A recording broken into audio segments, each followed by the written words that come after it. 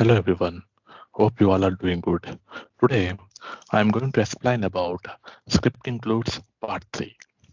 In the previous sections we discussed about classless function and how to create a new class in the script include. Now we will be discussing about extend an existing class. Okay, let's see. Log into your instance or customer instance. Let me open a notepad. So in the previous class, we talk about like a classless function. This is a one. In this, we can define only one function, and it can run on the only on the server side scripts. Okay. In the second section, like in the new class, okay, we can define the new class. Inside that new class, we can create many functions, as many as we want, and we can run both in client and server side. Now we are going to discuss about extend an existing class. Okay, so let's see how we will create an script include with an extend an existing class. Okay, so log into your system or customer instance. Let's go to script include. Script include.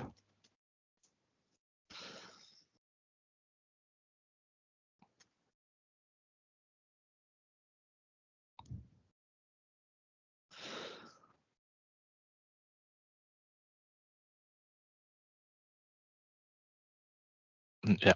Okay. So let's try to create a new script include. So if you give any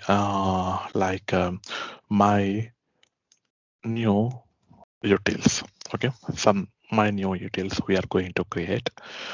So it automatically create an class. Okay, this is called this we discuss in the second section. Now how we are going to extend an existing class. So for example, if I click on client callable, so you see here object, okay, extend object.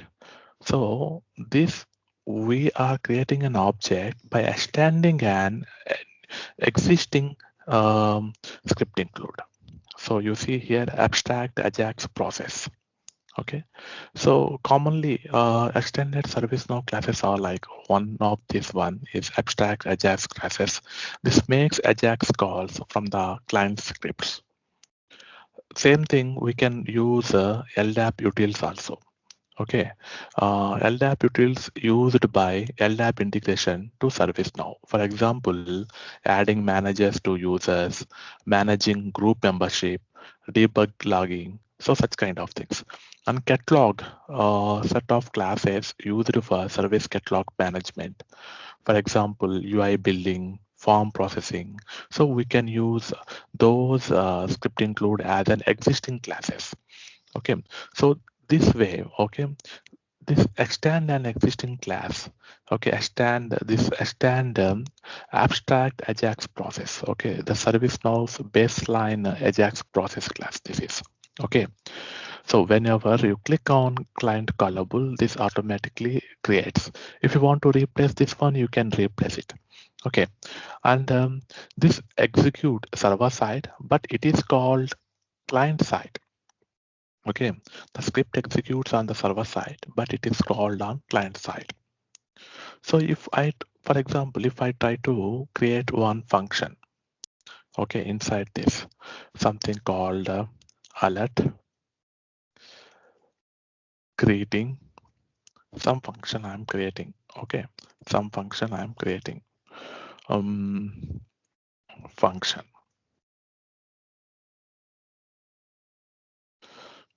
Okay, so in this function, I am going to return hello, comma, not hello, comma, hello plus this dot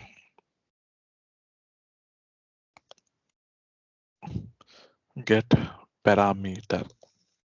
Okay, get parameter sys param underscore. So for example, username. Okay, I will explain you why we are using this one. Okay, plus some exclamatory mark we will use at the end. Okay, so every function, after every function, you need to have a comma here.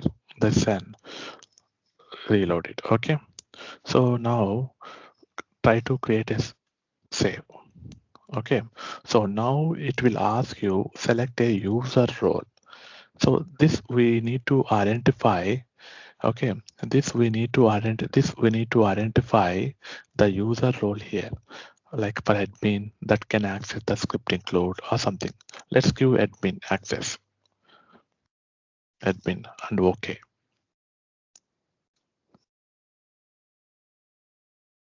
Okay, now you can see the access control execute for admin. It is updated. Okay, in this example, the alert greeting method is created. When it is called, it returns hello, the name passed in the client script to the client calling script. Okay, so hope you understand. The but if you observe the baseline system ACLs, okay, baseline system script includes that does not include ACLs. Okay, but whenever you are trying to create a new script include with the client callable, then it will automatically create an ACL, whatever the role you have given while submitting. Okay, so use so now we created the script include. Now how do we call the script include in the client side script? So for that, we need to use glide Ajax class. This enables client scripts and UI policy to call server-side code in script includes. Okay, so we passes parameters to script include by sys param value. So we uses the returned data from the server. So let's see how we will create. Okay, so let's go to incident or anything. Okay, incident is very simple. Here we can. Okay, so let's go and create new incident. Configure client scripts. So our script include is give whenever the caller is selected. Okay, whenever the caller is selected, like pop up caller. Okay, something. Whenever the caller is selected, so caller. Okay, we need to get some script include. We need to get a pop-up saying that hello or something like that. Okay, we can do it from this directly from the client side script, but the thing is what happens, this is for testing purpose, right? Okay, that's it. For a business case, we will see in the example sections. Okay, this is for explaining only, that's it. Okay, let me create, so we will create where some object. Okay, some ALT we will use. Okay, where alert, okay, is equal to, we will define new glide Ajax. So this create a new glide Ajax object for the script include of the interest. This is how we will create an glide Ajax. So what is your glide Ajax name? I mean script include name. So script include name is my new utils. So here you need to give my new utils script include name. And then we need to pass parameter to script include. Okay, all the parameters begin with sys param underscore. Okay, sys param underscore. So how do we pass parameter? We will use object dot add param. Okay, add param sys param underscore. First, we need to define the name of the function, which function it is. Okay, name of the function. Name of the function is this one, alert creating. Okay, so this is this is reserved parameters. This param underscore name. This identifies the method. Okay, this identifies the method. Okay, semicolon. Then alt dot add param. Now sys param we have to give. Okay, this is a default word. It should begin whatever the variable name you are giving. It should begin with sys param. Okay, and then we are passing the username. So because here we use this param username. Username is the variable name here. Okay, so username we will going, and now we are passing the new value. New value it is for suppose for example we will pass like name. Okay, something. Okay, for example. Okay, as an hard code value I am adding, not dynamic. Okay, to show you. Then so after that we need to get the result. Okay, return result alert dot get XML we will use. Okay, you can use any parameter here. Okay, any function name.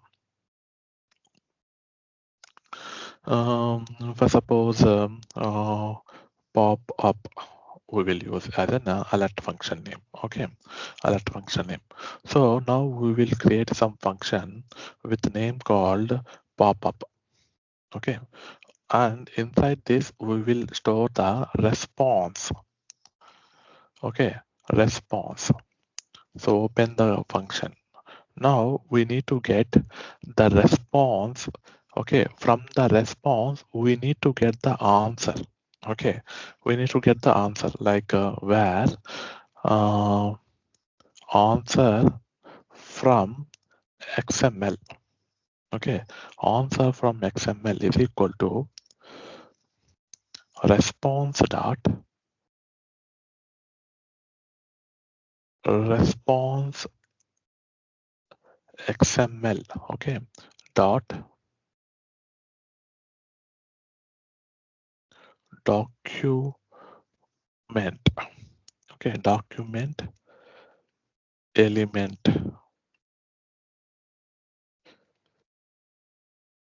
Okay, document element dot get attribute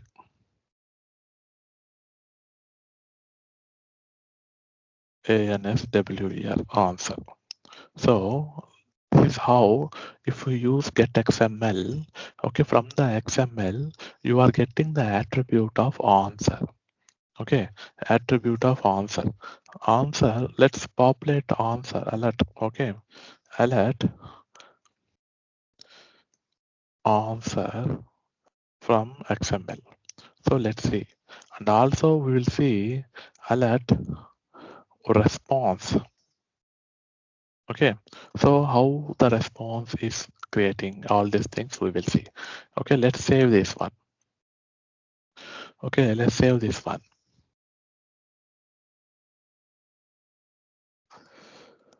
And let's go to incident. Create a new incident.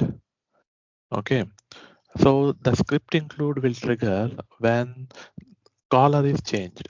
Okay, for example, if I add a caller text, okay, so you see hello Naeem, it is coming. Okay, so you can see the response is object XML HTTP request. Okay, so object XML HTTP request. So that's how. Then okay, so we are using get XML method here, and we can use get XML answer method also. Okay, get XML answer method. If okay, get XML answer method okay can be used instead of get XML. This method automatically extracts the answer variable value from the returned XML example. Okay, so now we can directly pop up that if you comment this line and response. Okay, in the response you will get a only this let's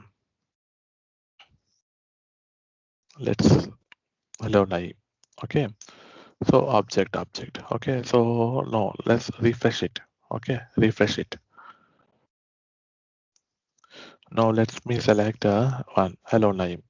Okay, so that's how. Okay, so instead of creating all this statement, okay, you can use get XML answer. Okay, but what happens if you use get XML method is passed? Okay, the name of the callback function which passes properties and values from XML written from the server. Data is often written as a XML but can also be written as a JSON object. So whenever you are trying to get any other objects from the XML, then you have to use this method get XML. When you are creating only when you are waiting for only answer, then get XML answer you have to use it. Okay, this is for it will impact slightly. They will have some performance impact. Okay, but uh, mostly we are using to try to get the answer only. So then we can use get XML answer everywhere. So it is better. Okay, slightly performance issues will be reduced. Okay, so I hope you understand now. Okay, how we are extending the class or something like that. Okay, so yeah, so we can create one more example if we want. Okay, it's like so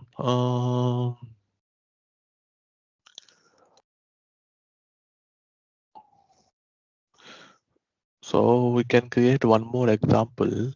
No, that depends. Okay, maybe I think that's depends on like what you want to create. Okay, so for example, I want to get the contact info. Okay, contact info from maybe we will use another example. Okay, we will use another example. Uh,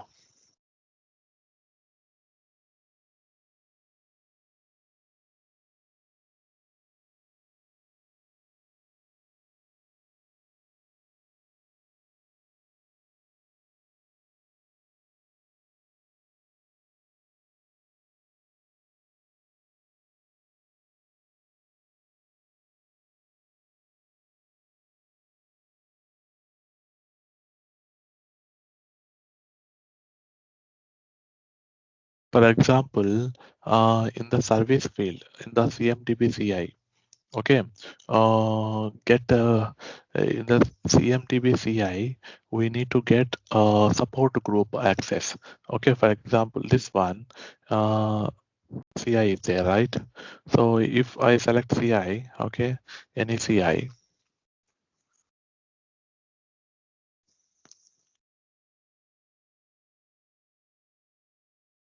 okay, so here we will have some support groups,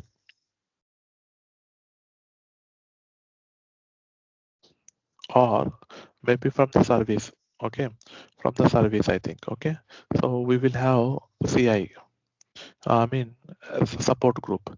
This we need to get support group email and manager. For here there is no email and manager.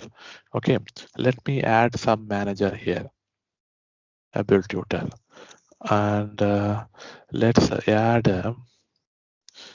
email.com.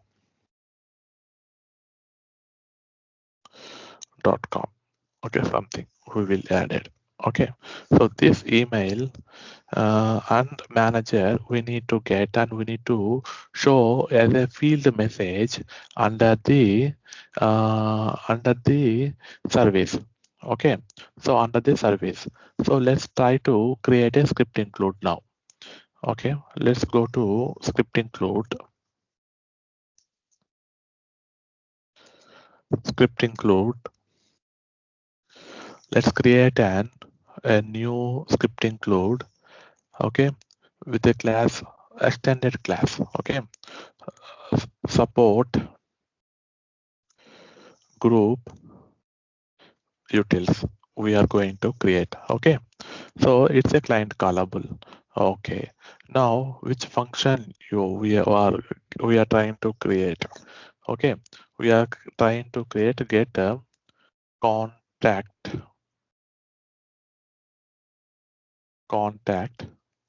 info. Okay, some function.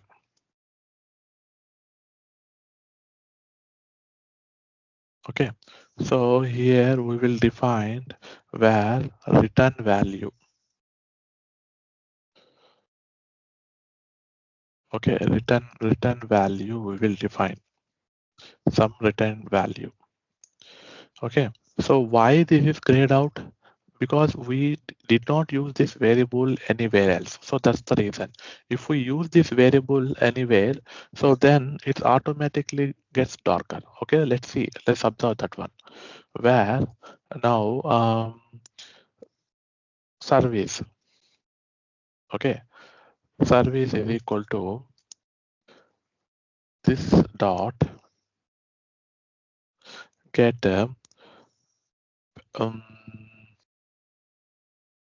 parameter. Okay, this dot get parameter of this spam underscore some sal we will create. Okay,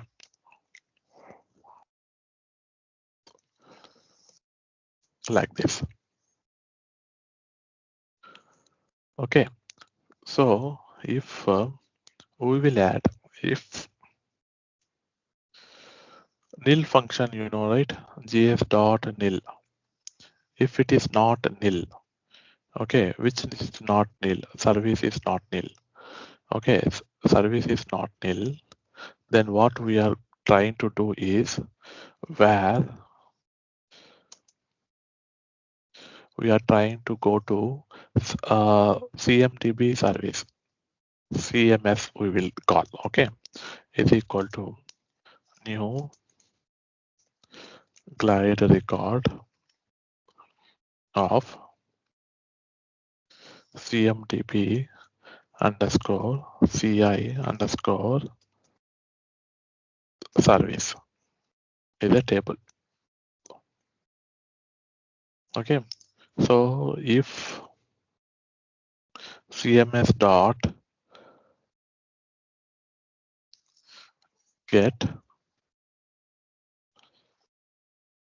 service.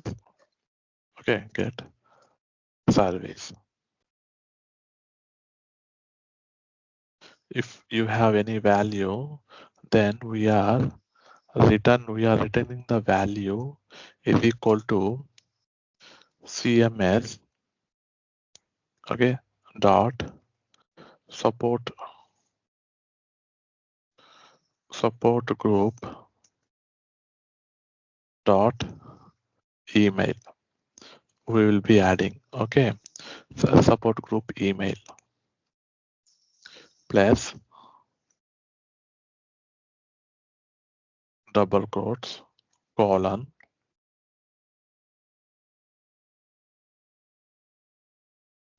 plus CMS dot support group dot manager dot phone. We are getting the email and phone of the support groups. Okay, now we will close all the braces. Okay, all the braces, and then we will return value. We will return the return value. Return the return value. After returning the value, we have to close this one or remove this one. Okay, so everything is done from this side. Let's save this one. So which role? Admin role. Okay, one ACL will be created. So then we will go to client side script. Okay, go to client side script, configure client side scripts.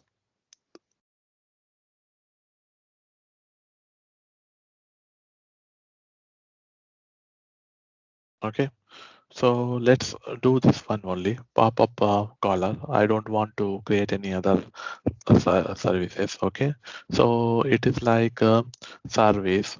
Okay, on change of service. Which one? Support group utils. Support group utils. This param name, which function name it is? Uh, get contact info. So we need to pass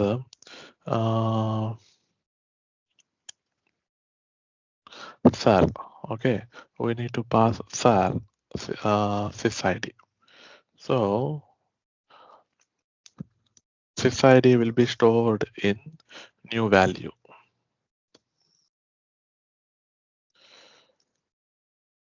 Okay, new value.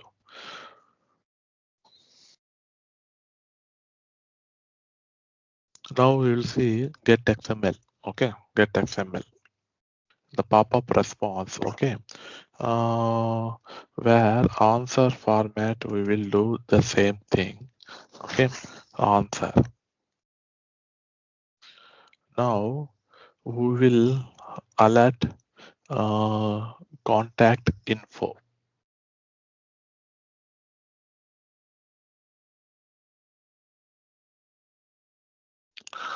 We have to get contact info. Okay, so where contact info is equal to answer from XML dot splitter. We will use splitter. Okay, colon. It is using the colon. Okay, so we are using the splitter. Now what we will do, g underscore form dot show field message. Show field message for which field message it is. Which field message?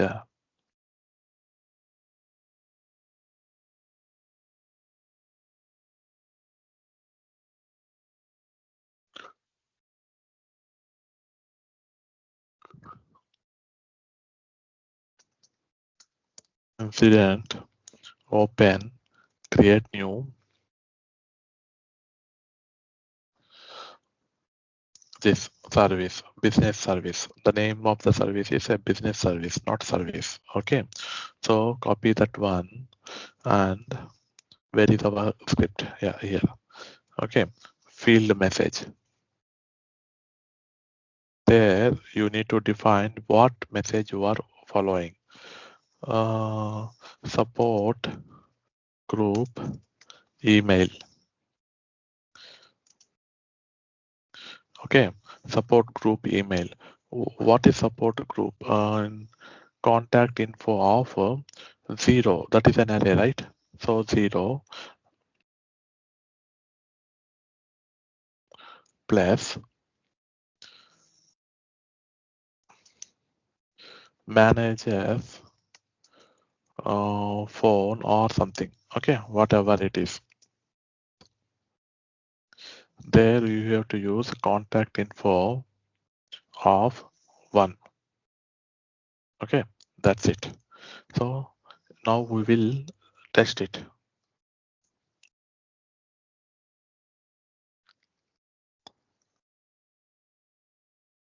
Reload the form, because whenever you created some client scripts, you always need to reload the form. Okay, Now select the service.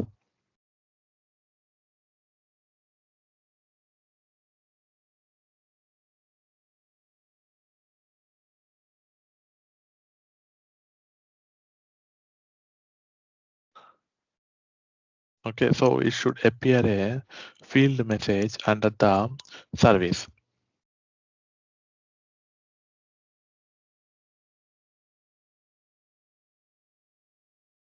Please do subscribe to get alerts for upcoming videos. Hope you will enjoy and learn ServiceNow. Thank you very much for your time.